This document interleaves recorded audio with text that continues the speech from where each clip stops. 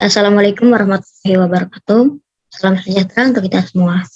Pada kesempatan kali ini saya akan sedikit memberikan edukasi terhadap pendidikan keluarga dan parenting. Pada penugasan dengan tema cara memperkenalkan alat reproduksi kepada anak. Sebelumnya, perkenalkan diri, saya Adika Nadi dari Departemen Pendidikan Luar Sekolah, Universitas Singapura Bangsa Karawang. Saya akan membawakan judul Pendidikan Keluarga dan Parenting.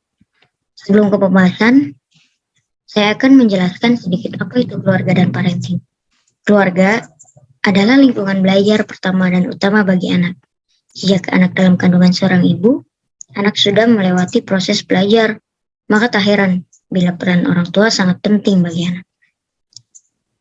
Peran orang tua tak lain sebagai sumber utama dan pemberi kasih sayang, pengasuh dan pemelihara, tepat mencurahkan isi hati, mengatur kehidupan dalam rumah tangga, pembimbing dalam hubungan pribadi, anak maupun keluarga, dan pendidikan dalam segi emosional terhadap anak.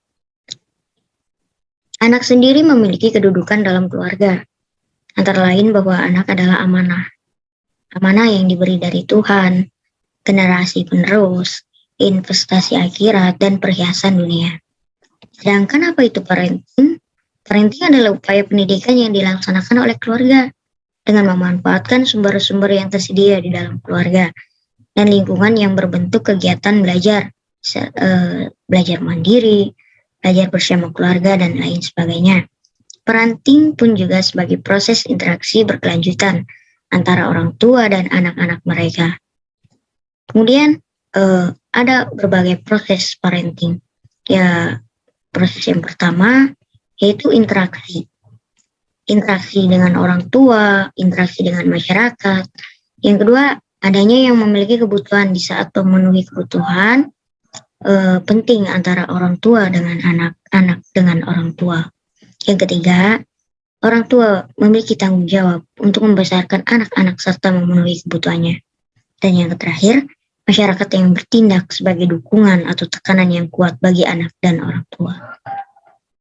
Kemudian ada untuk smart parenting white love, yaitu memberikan anak kita lingkungan untuk tumbuh kembang yang bahagia. Kemudian latihlah mandiri, kesempatan anak seluas dan sedini mungkin untuk bermimpi dan berbuat menembus batasan diri mereka. Yang ketiga, tanaman rasa percaya diri kepada anak. Yang keempat, bacakan buku yang bagus dan bermanfaat. Yang seterusnya, anak bermain dengan sepenuh hati. Ajaklah anak untuk belajar berkomunikasi. Ajaklah anak bergerak dan berolahraga. Yang terpenting adalah jauhkan anak dari televisi dan media sosial yang tidak mendidik. Keluarga sebagai unit sosial terkecil di masyarakat terbentuk atas dasar komitmen untuk mewujudkan suatu fungsi kekeluargaan yang khusus. Fungsi sosial dan fungsi pendidikan harus benar-benar dioptimalkan. Oleh karena itu, melalui program parenting sebagai wadah komunikasi antara orang tua, di samping itu memberikan sosialisasi terhadap program-program yang diselenggarakan oleh lembaga yang salah satu contohnya seperti PAUD, pendidikan anak usia dini. Secara umum, ditunjukkan program parenting adalah mengajak para orang tua untuk bersama-sama memberikan yang terbaik buat anak mereka. Cara memfasilitasi orang tua terhadap anak itu apa saja?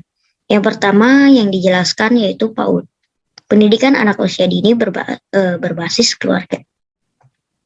Dengan kegiatan pertemuan orang tua, keterlibatan orang tua pada kelompok atau kelas anak, keterlibatan orang tua dalam kebersamaan, hari konsultasi orang tua, kunjungan rumah kepada orang tua, dan selanjutnya adalah kelompok belajar keluarga atau yang disingkat dengan kolega. Dengan menguatkan peran keluarga dalam memberikan berlangsungan hidup anak usia dini, menguatkan peran keluarga memberikan pendidikan untuk meningkatkan perkembangan moral, nilai agama, sosial, emosional, kognitif, bahkan psikomotorik. Menguatkan peran keluarga memberikan kebebasan pada anak usia dini memberikan pemahaman pelindungan dari segala untuk eksploitasi, perlakuan kejam pada anak usia dini, kegiatan yang sangat kurang mendidik. Selanjutnya dalam kolega antara lain pembelajaran orang tua memeriksa kesehatan anak, mendeteksi dini tumbuh kembang anak, membimbing pembuatan makanan untuk asupan gizi menjadi seimbang. Penanaman kebiasaan hidup bersih dan sehat, membimbing pembuatan yang bersumber dari lingkungan sekitar maupun penyuluhan perlindungan hak anak, penanaman budi pekerti dan budaya luhur. Kemudian yang saya tinjau dari kabupaten saya sendiri, dari Indramayu melalui Dinas Pemberdayaan Perempuan dan Perlindungan Anak atau yang disingkat DP3A. Sosialisasi Peraturan Daerah Nomor 6 Tahun 2019 tentang Kabupaten Layak Anak atau yang disingkat KLA berlangsung di luar Ki Tinggil Setda Indramayu pada Senin 16 bulan 3 2020. Melalui pada KLA ini, segala kegiatan menjamin anak dan melindungi anak, serta hak-hak agar dapat hidup dan tumbuh berkembang berpartisipasi secara optimal sesuai dengan harkat dan martabat kemanusiaan serta mendapatkan pelindungan dan pelindungan dari kekerasan yang diskriminasi, sehingga dapat mengharapkan koordinasi unsur terkait berkesinambungan. Karena anak merupakan amanat bersama yang harus diinvestasikan untuk menjadi anak-anak Indramayu yang berkualitas dan berakhlakul karimah dan menjadi modal untuk kemajuan pembangunan Kabupaten Indramayu selanjutnya. Jadi pembahasan di atas bahwa pendidikan keluarga memiliki peran yang sangat penting dalam tumbuh kembang anak. Karena memang keluarga merupakan lingkungan sosialisasi terkecil bagi anak, harapannya dengan keluarga yang kuat maka akan menghasilkan anak-anak yang juara. Dalam hal ini, peran pendidikan luar sekolah sebagai pendidikan yang mencakup non-formal dan informal memiliki andil yang sangat besar dalam meningkatkan kualitas keluarga dan pendekatan-pendekatan yang sesuai dengan perkembangan masyarakat dan ilmu pengetahuan dan teknologi. Baik, saya akan ke tema bagaimana cara memperkenalkan alat reproduksi kepada anak. Sejak anak bisa bicara, orang tua perlu memberikan pemahaman kepada anak tentang kesehatan reproduksi, khususnya alat-alat reproduksi. Orang tua dapat memulai menjelaskan nama-nama anggota tubuh dan kegunaannya. Dikutip dari contoh, mata, kita ajarkan anak untuk melihat, telinga untuk mendengar, mulut untuk makan dan berbicara, dan tangan sebagai membantu sesama teman. Setelah itu dikenalkan dengan nama alat kelamin, baik laki-laki maupun perempuan. Dalam hal ini, orang tua perlu menghindari istilah yang tidak benar untuk memberikan nama alat kelamin, karena hal itu akan membingungkan pada anak. Contoh, memberikan nama alat kelamin anak dengan sebutan dompet, atau nama alat kelamin laki-laki dengan sebutan burung. Hal ini yang menyebabkan anak menjadi bingung kalau menghadapi dompet atau burung yang sebenarnya. Jadi gunakan istilah yang sebenarnya, seperti alat kelamin atau kemaluan, jenis penis, vagina, payudara, dan sebagainya. Menjaga kesehatan reproduksi balita, kesehatan reproduksi adalah menjadi hal yang utama. Menjadikan orang tua hebat dalam mengasuh anak. Untuk memperkenalkan nama-nama tersebut sebaiknya menggunakan kesempatan yang baik. Kesempatan yang baik bagaimana? Contohnya pada saat sedang di kamar mandi, pada saat anak memakai pakaian, pada saat anak melihat saudara yang berlainan jenis. Biasanya anak akan heran dan langsung bertanya. Untuk menghadapi hal ini, orang tua perlu membekali diri dan menguatkan pengetahuan yang jelas dan cukup mengenai alat-alat reproduksi. Dan fungsinya di samping itu, orang tua juga perlu memberikan pemahaman kepada anak bahwa tubuh mereka adalah milik mereka sendiri yang harus dirawat dan dijaga dengan baik. Tidak semua orang boleh menyentuh, apalagi memegang bagian tubuh yang sangat pribadi, kecuali ibunya saat membantu membersihkan kotoran setelah buang air besar, dan juga dokter di saat memeriksa bagian tubuh yang sakit. Hal ini untuk menghindari terjadinya pelecehan seksual. Karena pelecehan seksual pada anak sering justru dilakukan oleh orang-orang terdekat rumah. Bila mana orang menyentuh tubuh anak, orang tua perlu mengajarkan pada anak untuk berteriak dan berkata tidak, no. Ataupun anak mengatakan aku tidak suka badanku dipegang atau disentuh oleh orang lain. Bila mana anak merasa terancam ataupun tidak nyaman, anak bisa dapat berteriak dan mengatakan aku tidak mau. Kemudian saya akan memberikan sedikit pemaparan video yang akan saya tampilkan di layar kaca ini. Salah satu penyebab anak rentan menjadi korban kekerasan seksual adalah karena orang tua tidak memberikan pendidikan seks sejak dini.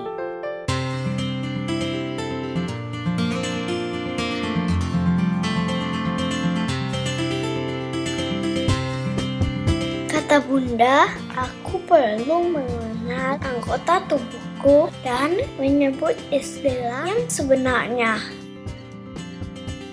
Menggunakan nama sebutan seperti burung untuk penis hanya akan membuat anak bingung. Kata Bunda, kalau berenang di tempat umum tidak boleh ganti baju di luar karena banyak orang. Aku harus ganti di ruang ganti baju. Tanamkan rasa malu sejak dini agar ia tahu bahwa alat kelamin adalah area pribadinya yang tidak boleh dilihat atau disentuh oleh sembarang orang. Kata Bunda, kalau lagi jalan-jalan di mall, aku tidak boleh jauh-jauh. Nanti bisa ketemu orang jahat. Biasanya orang jahat akan kasih aku mainan, permen, boneka, dan mengajakku berbagi rahasia. Kata Bunda, aku nggak boleh disentuh di sini, dan di sini. Dengan pendidikan seks yang ditanamkan sejak dini, anak akan mampu membentengi dirinya dari kejahatan seksual. Selain itu, juga akan memudahkan anak dalam mengembangkan harga diri, kepercayaan diri, serta kepribadian yang sehat.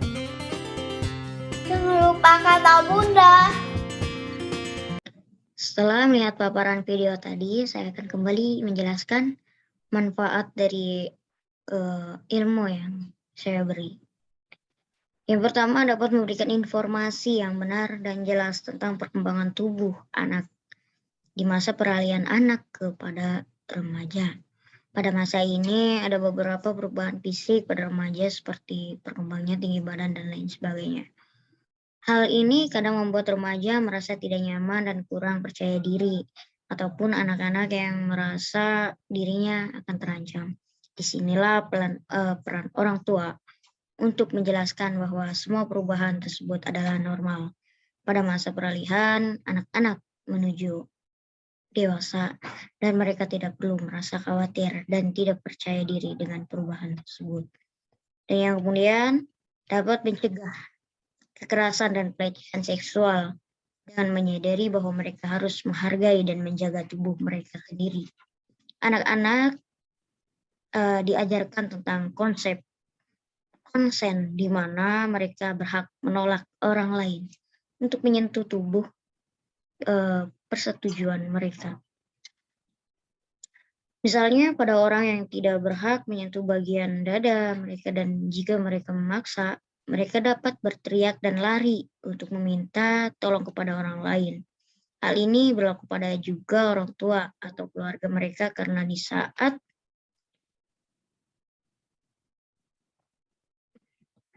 tidak jarang melakukan kekerasan dan pelecehan seksual adalah orang tua ataupun keluarga terdekat dari mereka.